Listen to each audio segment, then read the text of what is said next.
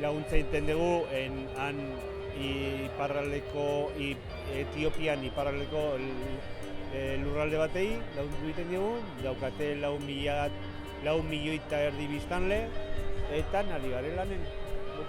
Bukron da herri bat, daula lurralde hortan. Bukroke 34.000 biztanle, han daukagu lagun bat, dala Angelolaran, dala Hernanin jaiota insulari bat, eta txuria.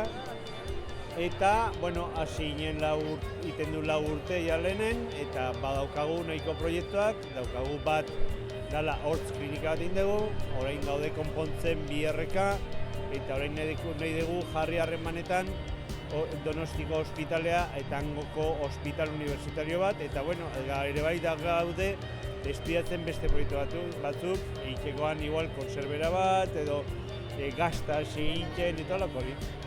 Hola gaude. Gure ustez bakarrik ez daude, hain mendikan ala lagundu behar dugula.